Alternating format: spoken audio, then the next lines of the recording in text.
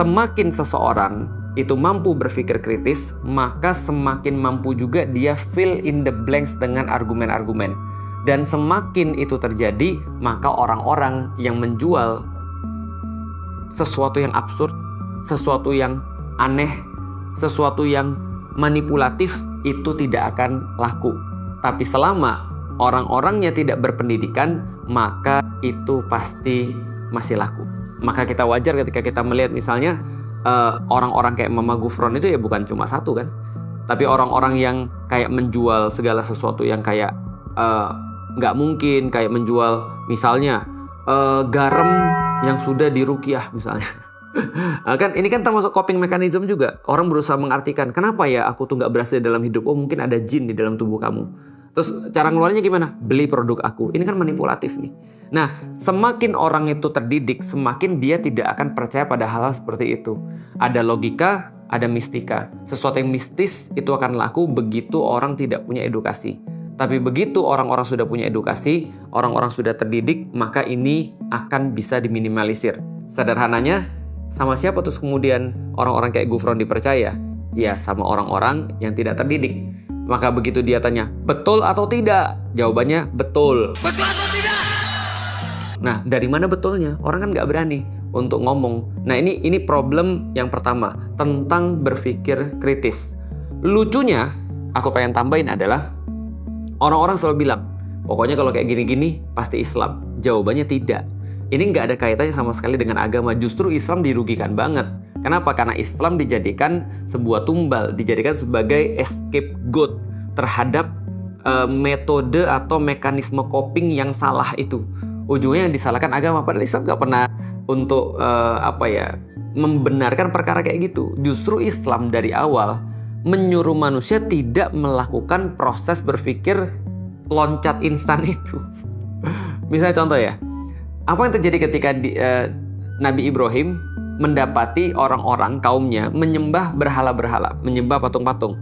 Dia bertanya, ma hadhihi tamasilul lati antum laha akifun. Apa ya terus kemudian sesembahan-sesembahan yang kalian itikaf kepadanya, yang kalian fokus kepadanya ini? Jawaban orang-orang adalah wajadna aba'ana laha abidin. Kami mendapati orang-orang tua kami itu menyembahnya. Ya dari dulu udah begitu. Pokoknya orang tua kami ketika menyembahnya berarti itu ada karomahnya. Berarti itu ada manfaatnya. Berarti itu memberikan kami kebaikan. Karena dari dulu udah begitu, kami juga melakukan. Ada nggak argumen? Nggak ada.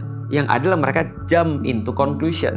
Mereka berusaha fill in the blanks. Mereka nggak mikir tentang argumen. Mereka nggak mikir, loh kalian yang buat sendiri dengan tangan kalian yang minta pada dia. Aneh banget. Loh, dia aja nggak bisa bergerak, kalian nggak. Kalian malah terus kemudian minta sama dia sesuatu. Aneh banget. Nah, untuk mengisi terus kemudian kepala mereka ini, apa yang diajarkan oleh Islam lewat Nabi Ibrahim? Nabi Ibrahim mengajarkan mereka berpikir kritis. Dengan kata-kata dia kan, ketika semuanya dihancurin, tinggal satu yang paling besar, lalu terus kemudian kapak dikalungin ke dia, Nabi Ibrahim mengajarkan kita berpikir kritis. Ketika cuma satu-satunya yang tinggal, yang lain pada hancur semua. Orang-orang bilang, ini pasti kerjaan Ibrahim. Ibrahim mencoba memberikan sebuah pelajaran nalar, berpikir kritis. Oh, bukan aku. Kalian harusnya tanya dia dong. Orang dia yang ada di situ, harusnya kan dia yang tahu siapa yang melakukan. Yang kedua, aku berpendapat sih dia yang melakukan. Buktinya itu ada kapaknya di dia. Dan aku berpikir, kenapa dia yang melakukan? Karena dia merasa iri dengan yang lain. Kenapa kalian nyembah yang kecil pada ada yang besar? Maka orang-orang mulai untuk fill in the blanks dengan cara yang benar kan? Dengan argumen kan? Nggak mungkin lah.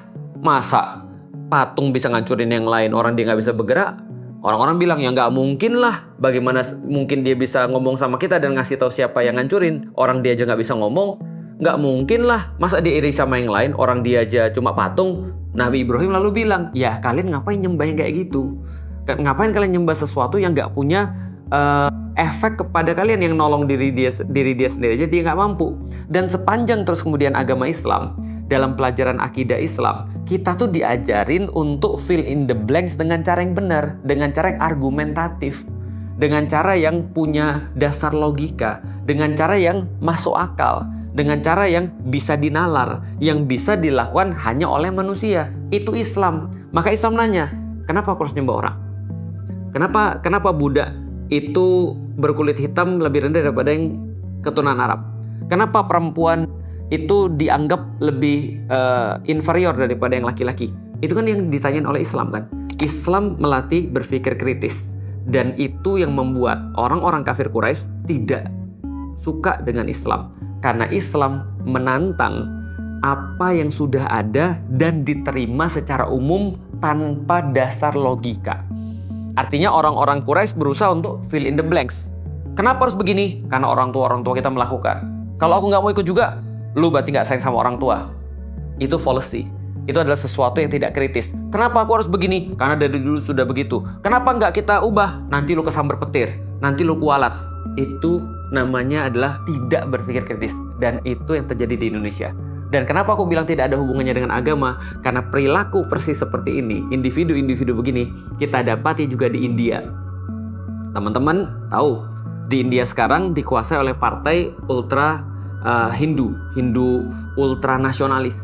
Jadi mereka tuh sekarang mengembangkan bahwasannya salah satunya Narendra Modi itu kayak dewa. Dan mereka semua ya banyak yang berusaha jadi dewa akhirnya. Anak-anak muda, kesurupan di mana-mana, atau pura-pura kesurupan untuk seolah-olah dirasuki oleh dewa. Dan ada yang percaya juga. Akhirnya banyak yang disembah juga. Berarti fenomena ini ada juga di India. Tapi apakah hanya pada negara-negara yang tidak maju? Salah. Ternyata juga kita lihat pada Amerika kan. Lihat coba Trump tuh. Kayak apa tuh? Dia tiba-tiba malam-malam nge-tweet sesuatu atau posting sesuatu yang absurd. Tiba-tiba dia jadi Yesus gitu ya. Lalu tiba-tiba dia lagi berendam kungkum di depan kolam di Washington DC gitu ya. Dan banyak banget tweet-tweet absurd dia semuanya. Dan ternyata masih banyak nggak pembelanya? Banyak banget. Artinya di Amerika orang-orang juga udah nggak berpikir kritis. Jadi nggak ada hubungannya dengan maju atau tidaknya, kaya atau miskinnya. Berpikir kritis adalah privilege bagi orang-orang yang mau untuk tidak tersesat. Makasih. Yeay. Makasih anak kecil. Assalamualaikum Bede, selamat datang kembali di Guru Gembel Channel. Banyak netizen yang memaksa saya untuk membahas tentang Mama Gufron yang kemarin viral. Saya sebenarnya sih nggak menjawab karena ya ngapain juga, ini sebenarnya adalah sesuatu yang klise gitu dengan ajaran-ajaran yang sudah basi dan sebagainya.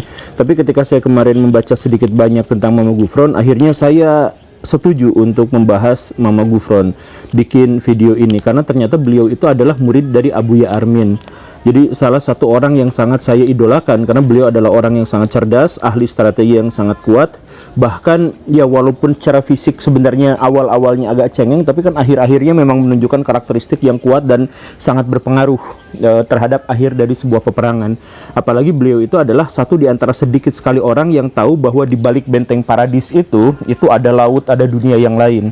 Itu Armin, tapi di kartun maaf ya canda ya, tapi saya ingin menegaskan bahwa sebenarnya alasan saya untuk tidak bersemangat untuk membahas Mama Gufron itu adalah karena ide-idenya sebenarnya adalah ide yang sudah sangat basi dan bukan hanya dilakukan oleh beliau, tetapi juga dilakukan oleh banyak sekali ulama-ulama jahat di Indonesia, oknum-oknum Habib, kemudian para dukun dan sebagainya itu sama. Jadi rumusannya sederhananya gini Baraya, kalau Baraya pengen dapat kekuasaan instan, maka Baraya harus membuat orang-orang tidak memiliki pilihan sehingga dia akan menjadi bawahan yang baik. Kalau misalkan Baraya pengen jadi orang kaya secara instan, maka miskinkan orang lain. Kalau Baraya ingin menjadi orang pintar atau terlihat sebagai orang pintar, maka Baraya harus berhadapan dengan orang-orang bodoh gitu. Itu rumusannya sangat sederhana seperti itu, dan itulah yang dilakukan oleh Mama Gufron, oknum Habib, kiai-kiai palsu dan sebagainya. Tapi coba mari kita bahas sama-sama beberapa detail kecil yang kita sebut anggaplah sebagai rukun imun Mama Gufron dan teman-temannya gitu ya. Jadi yang pertama, mereka akan melontarkan sesuatu yang sangat-sangat menakutkan, mendoktrin manusia dengan rasa takut yang sangat luar biasa.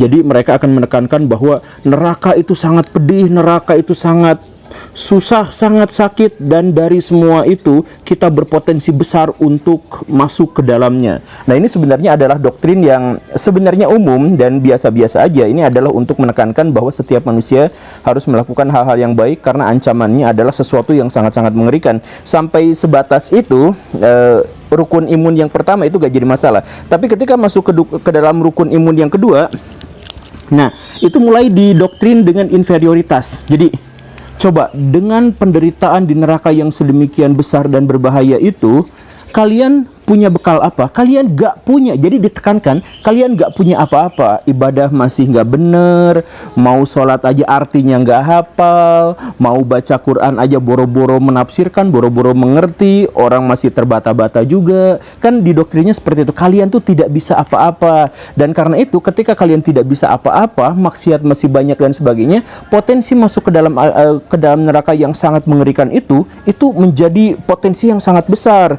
Nah, karena itu rukun imun yang ketiga bagi mereka adalah, untung ada Ustadz ini, untung ada Mama Gufron, untung ada Habib ini yang rela untuk tidak keluar negeri, rela untuk berdakwahnya di sini untuk memberikan kenyamanan dan keamanan buat para pengikutnya. Jadi kalian yang ibadahnya masih nggak bener, maksiatnya masih jalan dan sebagainya, jangan khawatir, selama ada di sini maka ada penjaga gerbang nerakanya.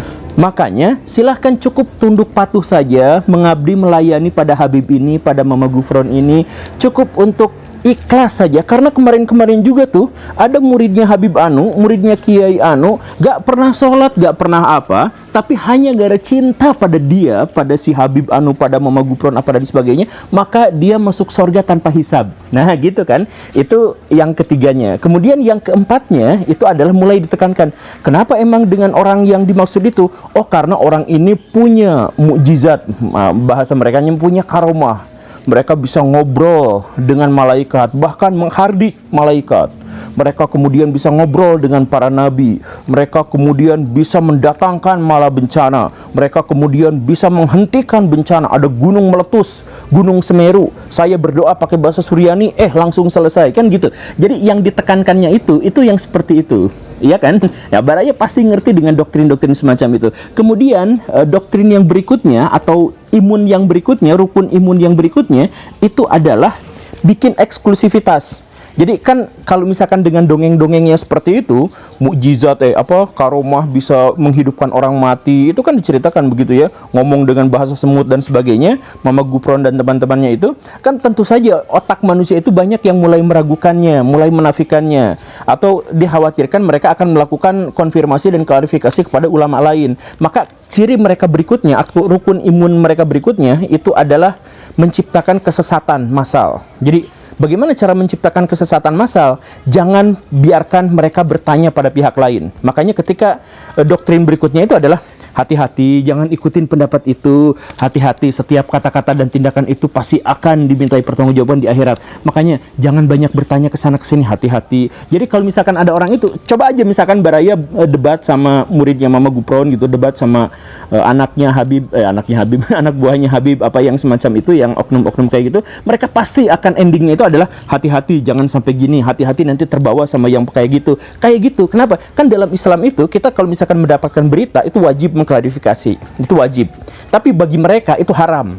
Karena takut ketahuan bohongnya, makanya mereka akan bilang hati-hati jangan ke pengajian itu. Langsung mereka bikin cap-cap yang lain gitu. Wah itu mah Wahabi, wah itu mah Islam ini, wah itu mah begitu. Nah, bikin cap-cap yang semacam itu, biar kita semua itu tidak melakukan konfirmasi. Jadi kesesatan yang sudah masuk ke dalam diri kita itu akhirnya langgeng, lestari dalam diri kita. Sama seperti Baraya ibaratkan misalkan kalau Baraya tersesat di gunung, sebenarnya Baraya itu sangat berpotensi untuk bisa kembali ke peradaban. Lebih banyak orang tersesat yang kembali ke peradaban daripada yang tersesat sampai meninggal di gunung. Iya kan, seperti itu. Kenapa bisa seperti itu? Karena orang bisa bertanya.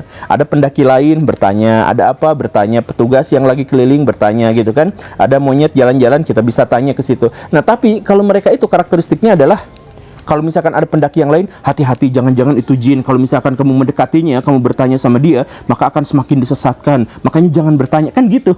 Jadi mereka juga seperti itu. Itu rukun imun yang kelima. Dan rukun imun yang keenam pada akhirnya itu adalah mengajak kita atau mengeksploitasi para pengikutnya masuk ke dalam percaturan politik bahkan tanpa kita sadari gitu.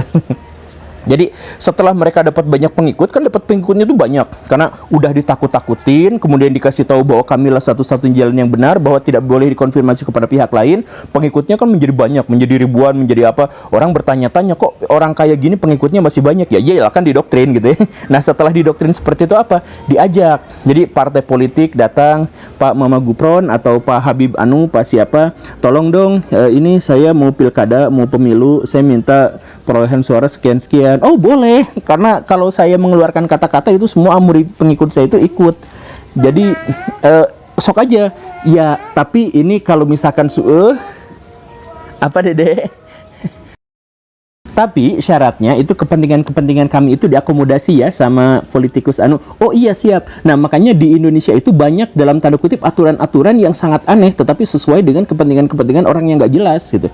Jadi misalkan ya ada aliran sesat di Indonesia itu banyak. Tapi kenapa masih sampai sekarang masih bertahan, masih ada yang seperti itu? Karena diduga itu ada kontrak politik dengan politikus-politikus tertentu sehingga tidak digerebek. Jangankan polisi, jangankan Satpol PP yang mencoba menggerebek, MUI bungkam. Gak tahu sih tuh. Jadi kalau misalkan ada penyesatan di luar sana, MUI itu gercep banget gitu. Tapi ini mah indikasi gitu ya kemungkinan. Gercep banget. Tapi kalau misalkan ada yang seperti ini, seret banget, susah sekali untuk mengeluarkan fatwa. Walaupun sudah jelas secara literal, secara harfiah, secara aktual itu bisa dibuktikan kesesatannya, tapi mereka akan mengabaikan itu semua gitu. Nah gitu kan, ya mungkin diduga. Nah kalau yang lobby politik ini tidak bisa saya buktikan, makanya saya hanya bisa menduga gitu. Duga ada kepentingan-kepentingan politik. Jadi kalau misalkan ada orang mau pemilu, mau menang, gimana caranya? Ya bikin kontrak, bikin ijtima atau bikin apa dengan yang junjunan-junjunan itu, mau Mama Gufron, mau apa segala rupa, nanti dia bisa menang kan kayak gitu. Makanya sekali lagi ya, rukun imun yang pertama saya ulangi lagi ya. Jadi yang pertama itu adalah menakut-nakuti dengan surga, neraka dan sebagainya. Kemudian yang kedua itu adalah menegaskan inferioritas kita dalam ibadah. Kita nggak akan ngerti Allah, nggak akan ngerti Al-Quran, kita nggak bisa menafsirkan dan sebagainya. Kemudian yang ketiga, mereka akan menjadi panitia surga. Maka kalian bisa masuk surga dengan bantuan kami, dengan syafaat dari kami. Makanya cukup aja, udah dengerin, ikuti aja kami, cukup cintai kami saja, maka semuanya akan beres, semuanya akan masuk surga. Itu kan yang ketiga. Kemudian yang keempat itu melakukan glorifikasi. Kenapa bisa seperti itu?